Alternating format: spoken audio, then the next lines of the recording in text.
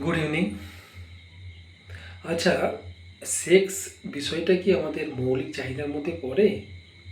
যেমন এই আমাদের ঘুম, খাদ্য, জল, বায়ু অর্থাৎ অক্সিজেন, এইগুলো ছাড়া যেমন আমরা এক মুহূর্তও চলতে পারি না, বা এইগুলো যদি জীবন থেকে কিছু মিসিং হয় তাহলে হয়তো আমাদের জীবনটাই থাকবে না। ঠিক এইরকমই কি সেক্সটা আমাদের কি মৌলিক চাহিদা? আমাদের উপলব্ধি কী বলে?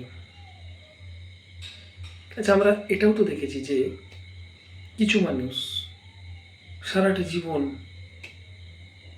উইদাউট সেক্স কাটিয়ে দিয়েছে। কেউ পিসি হয়ে, কেউ জেঠু হয়ে, তারা ভুলেই গেছে কখন তাদের সেই সমস্ত জৈবিক পরিবর্তন হয়েছিল, তার মধ্যে একটা অপোজিট সেক্সের প্রতি অ্যাট্রাকশান ফিল হয়েছিল, কিন্তু তারা দিব্যি লাইফটা সুন্দরভাবে কাটিয়ে চলে গেছে। বা হয়তো কেউ সারা জীবন এটা ঠিক ভুল পাপ বোধ বিভিন্ন দ্বিধাদ্বন্দ্বের মধ্যে দিয়ে লাইফটাকে কাটিয়ে দিয়েছে, কিন্তু লাইফটা থেমে যায়নি। আমাদের এই যে মৌলিক চাহিদাগুলোর কথা বললাম, এগুলোর কারণে জীবনটা থেমে যেতে পারে, কিন্তু এটার কারণে জীবনটা কিন্তু থেমে যায়নি। এখানে যদি মানুষকে দুটো ক্যাটাগরিতে দেখা যায়, যে একটা মানুষের মধ্যে এই ধরনের সেক্সুয়াল আর্জই খুব কমভাবে অনুভূত হয়েছে, তাদেরকে বিজ্ঞানের ভাষাতে বলা হয়ে থাকে সেক্সুয়ালিটি ক্যাটাগরির মধ্যে পড়ে। তাদের হয়তো কম আছে বা একেবারেই নেই, হয় না, কমই থাকে সেক্সুয়ালিটি যে ক্যাটাগরি। আর একটা সেলিবেসি যেগুলো, তাদের কিন্তু একটা নিজস্ব চয়েস থাকে,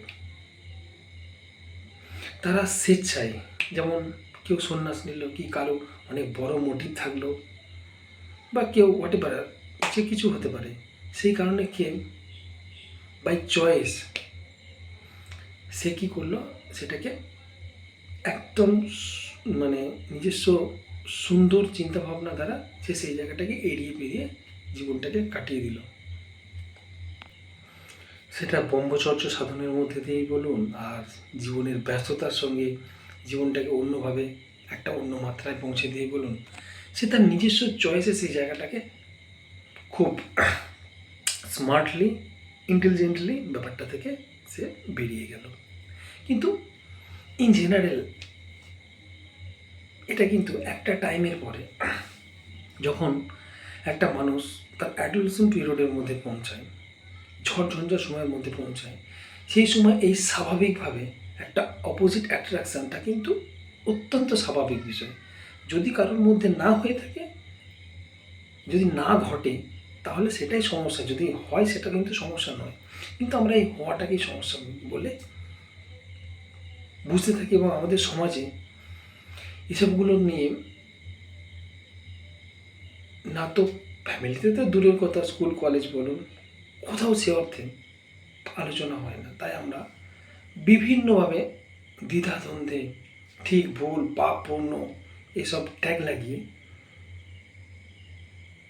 বা আমাদের যে কালচার, আমাদের যে সংস্কৃতি,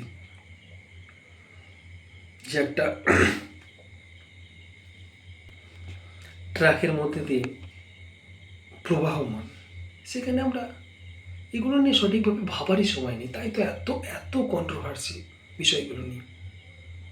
আমি কিছু মানে বোঝানোর জন্য কিছু ফিল্ম স্টারদের নাম নেব। যেমন ধরুন, এই রিসেন্ট আমাদের ঋতুপর্ণা সেনগুপ্ত, বাংলার একজন নাম করা অ্যাক্ট্রেস, বলবো না, আচ্ছা অ্যাক্ট্রেস বা হিরোইন যাই বলুন না কেন, তাকে কি দেখলাম না বিধানসভায়, কী কারণে গিয়েছিল এক্স্যাক্ট আমি ঠিক বলতে পারবো না, তবে দেখলাম রাজ্যপালের সামনে একদম সুকৌশলে নিজের শাড়ির আঁচলটা সরিয়ে দিলেন।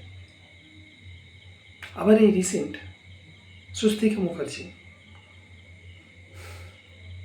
এই যে মেনোপজ দশায় পৌঁছানোর পর যে এই মেনসুরেশনের যে প্রসেসটা শেষ হয়, সেটার জন্য তিনি একটা উল্লাস প্রকাশ করলেন যে অনেক দিনের একটা শৃঙ্খল থেকে তিনি মুক্তি পেলেন। আবারও কি দেখছি, মিমি চক্রবর্তী এই রিসেন্ট বিভিন্ন রকমের ডায়েট বলুন, ফিটনেস ট্রেনিং বলুন করে নিজের বডিটাকে এমন একটা শেপে নিয়ে এসেছেন যাতে করে তিনি একটা বিকিনি পরে শ্যুট করতে পারেন। সেটা ফিল্মের প্রয়োজনে কতখানি, অবভিয়াসলি ফিল্মেরই এটা একটা প্রয়োজন, ফিল্মের একটা অন্যতম অংশ, যেটাকে কিন্তু খুব সহজে তারা এই মার্কেটিংটা বোঝেন। এন্টারটেনমেন্ট দুনিয়ার এটা যে একটা অন্যতম বিষয়, তারা তাদের কাজ করছেন। এখানে আমরা কি করছি, আমরা সাধারণ মানুষ বিভিন্ন জনের বিভিন্ন স্ট্যান্ড পয়েন্ট, কেউ এটাকে ফেমিনিজমের দৃষ্টিভঙ্গি থেকে এটাই ঠিক, কেউ কনজারভেটিভ মাইন্ডসেট থেকে এই গেল মাঝখান থেকে যাই হোক না কেন, যেরকমই কন্ট্রোভার্সি হোক না কেন, এদের বিষয়টা, এনাদের উদ্দেশ্যটা কিন্তু সঠিকভাবে প্রয়োগ করতে পারছেন এবং সফল হচ্ছেন। তাদের উদ্দেশ্য বিজনেস, তাদের উদ্দেশ্য ফিল্মটাকে হিট করানো, তাদের উদ্দেশ্য নিজেকে সমাজের বুকে যেভাবেই হোক একটা ফ্রেম তৈরি করা। তো তারা সেখানে সফল, আর আমরা আমাদের নিজস্ব স্ট্যান্ড পয়েন্ট থেকে বিভিন্ন কন্ট্রোভার্সির মধ্যে নিজেদেরকে এঙ্গেজ করে নিজেদের এনার্জিগুলোকে আমরা নষ্ট করছি। এই রিসেন্ট এরকম নাম কত নেব, ভুরি নাম, সোশ্যাল ওয়ার্ক করছেন, সেখানেও দেখা যাচ্ছে বাচ্চাদের পড়াচ্ছেন, সেখানেও দেখা যাচ্ছে শাড়ির আঁচল সরে যাচ্ছে, এবং এগুলো সুকৌশলে সুচতুরভাবে এনারা কিন্তু এগুলোর প্রয়োগ খুব ভালো করে জানেন।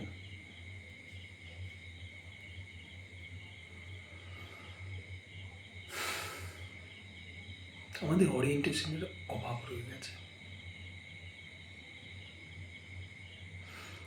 ঠিক ভুল এগুলো আমাদের নিজস্ব স্ট্যান্ড পয়েন্ট, তাতে কিচ্ছু এসে যায় না। এটার সঠিক ব্যবহার তারা করতে পারছে, কিন্তু আমরা আমাদের মতো করে ঠিক ভুল সাদা কালো করতেই ব্যস্ত থাকছি। এই রিসেন্ট ফেসবুক থেকে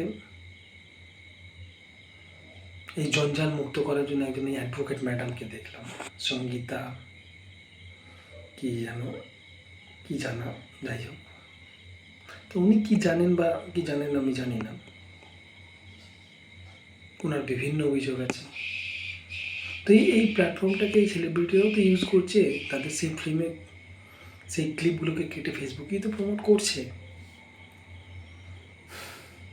আমরা হ্যাঁ দিদি খুব ভালো করছেন, কেউ দিদি এটা ঠিক করছেন না, বিভিন্ন জনের বিভিন্ন মতামত, উনিও বিভিন্ন রিল বানিয়ে বিভিন্নভাবে একটা ফ্রেম ক্রিয়েট করার চেষ্টা করছিলেন। যাই হোক, এটাতে কতটা কি উনি ঝঞ্ঝাল মুক্ত করতে পারলেন জানি না, কিন্তু ওনার ফ্রেম অনেকটা বেড়ে গেল। তো উনি ওনার জায়গা থেকে কিন্তু সফল। এটা এমন একটা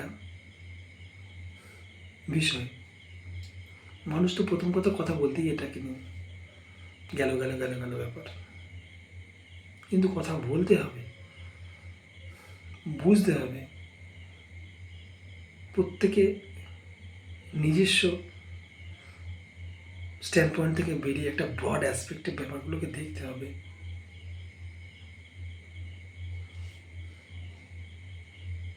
তা নাহলে আমি কেন কথা বলছি এই সাবজেক্টের উপরে।